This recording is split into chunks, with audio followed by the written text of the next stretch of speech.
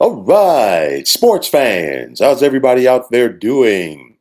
William Martin coming at you one more time here on YouTube with another edition of the 300 Pounds of Sports Knowledge Podcast. Now, there are those who want to see New York Knicks legend Charles Oakley make his long overdue return to the hallowed halls of Madison Square Garden, but do not expect it to happen anytime soon. Now, the Knicks are currently in the midst of one of their best playoff runs in years, which has resulted in some of the team's former legends being in attendance at MSG. We've seen the likes of Bernard King, John Starks, Patrick Ewing, and Bill Bradley, just to name a few, in attendance at the world's most famous arena. And seeing some of those Knicks legends there has made some people ask more about Charles Oakley. But like I said before, do not hold your breath on seeing Oakley return to the Garden. And honestly, in my opinion, I really can't blame him. Okay, it's one of those, you got to go back to 2017, of course, and that infamous incident, that unfortunate incident, when Knicks team owner James Dolan had Oakley literally thrown out of the Garden like Uncle Phil would throw out Jazz on the Fresh Prince of Bel Air. Okay, and from there, Dolan added on to things when he claimed that Oakley needed help for an alcohol issue. But over the years, it's been Dolan who has been the one who has had substance abuse issues. Okay. And then on top of that, let's be clear, where you're talking about Dolan and Oakley, you got two proud men, okay, that they're not going to back down from something that they feel that they're right on. And at the end of the day, Oakley's not coming back to Madison Square Garden without an apology from Dolan, and Dolan ain't giving one out. Okay. Now, for all the recent success of the Knicks, in the past, at times it has been stunted by Dolan. Okay. Dolan does not like people who are critical of his organization, which led to problems, of course, with he and Oakley. And it's not just Oakley. I mean, you go back a couple of years ago, James Dolan had fans accosted for either jeering him or against the Knicks, which to me, I mean, it's a bad look regardless. But then, especially in New York City, it's one of those where it just shows a real lack of thick skin, because it's one of those. New York is a tough city, okay, and it's one of those where the fans there are going to tell you like it is, whether you want to hear it or not. And they're very passionate about their sports teams, the Knicks being one of those, okay? And Charles Oakley, of course, is a guy who's going to tell you the way that it is, regardless of whether or not that you want to hear it. And he don't care if it's James Dolan or anybody else. Oakley's going to speak his mind. We've seen Oakley in recent years be critical of his former teammate with the Knicks, Patrick Ewing. He's also not a fan of the current NBA commissioner, Adam Silver. And, he has certain things that he is, let his opinion be heard on it. But, getting back to what happened in 2017, it's something that should have never happened. Okay. It should have never gotten to that point. It was and still is a bad look for all parties involved. And I said it then, and I'm going to say it now.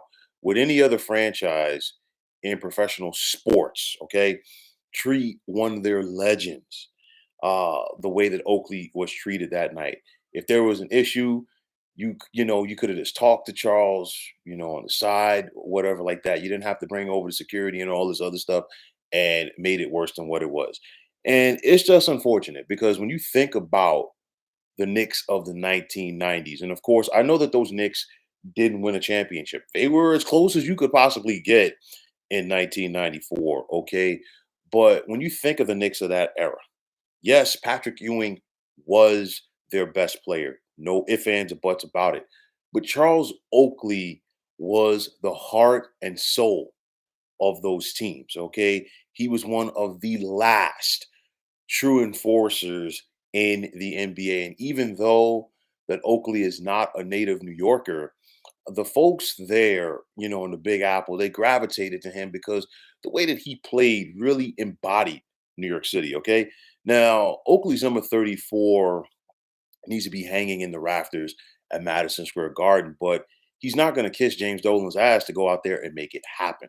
And you think about the pending lawsuit uh, for Oakley against Dolan, and I know that the suit has been thrown out before, but Oakley is going to keep fighting this thing, and it's just unfortunate. And getting back to it, I remember when the incident first went down. Okay, and right after that, the Knicks' very next home game, you saw the likes of Latrell Sprewell, you saw the likes of Vin Baker, okay, sitting with James Dolan. And the reason why I bring that up, Sprewell was big in the Knicks getting to the finals back in 1999. But then once he got traded by the Knicks to the Minnesota Timberwolves, he was very critical of James Dolan. I remember him cursing Dolan out when Dolan was sitting courtside during a game between the Knicks and Timberwolves, which resulted in him getting a technical foul. And Dolan welcomed him back with open arms. And then I think back to Vin Baker. It's one of those. Literally, I had to go look it up online to even remember that Vin Baker played for the Knicks. Okay, and James Dolan's rubbing elbows with these guys. To me, kind of like just throwing it in the face of Charles Oakley a little bit more.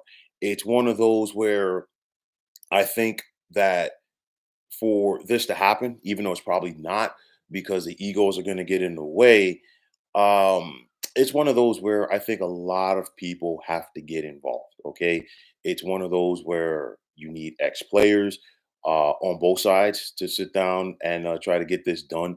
You're going to need predominant fans, people like that, to get it done. But it's not going to happen now because a lot of those people that I'm mentioning, they're caught up in the current Knicks playoff run. They're caught up in the hoopla of things, if you will. And at the end of the day, as long as people are going to be coming to Madison Square Garden in the fashion that they currently are to support the Knicks, as long as the other ex players are going to be coming there and standing lock and key with James Dolan or like being there for a photo op, whatever like that, it's not going to change things.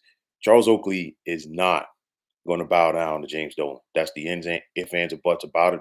I've met Charles Oakley in the past, and I could tell you straight up and down, he ain't the guy that you want to try to mess with. Okay, that's just ifs, ands, and buts.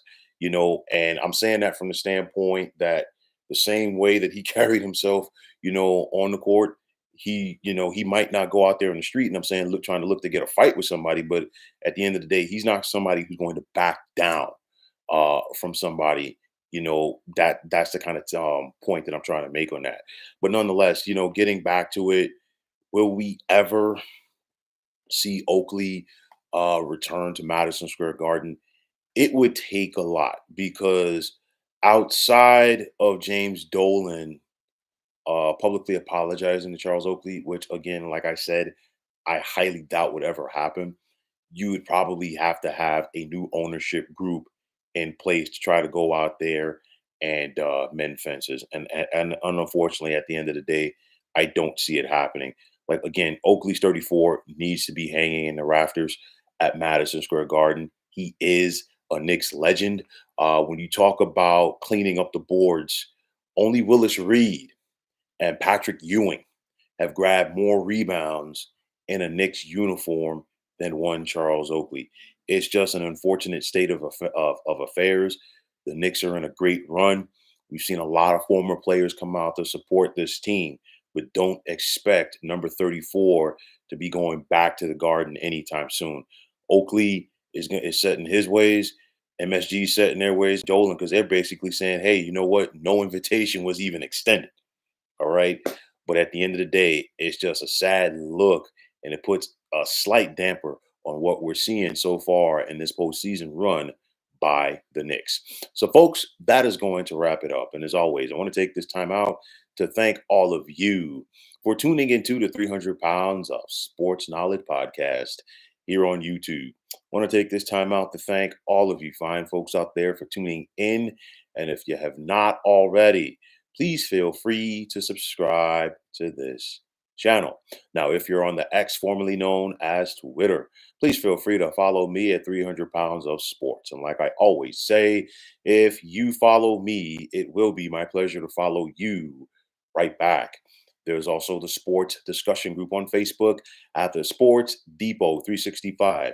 Now you can check it out. Drop a line and be a part of one of the better sports debating sites going on social media. So, once again, fine folks, my name is William Martin, and I am signing off. I'm saying take care and have yourselves a wonderful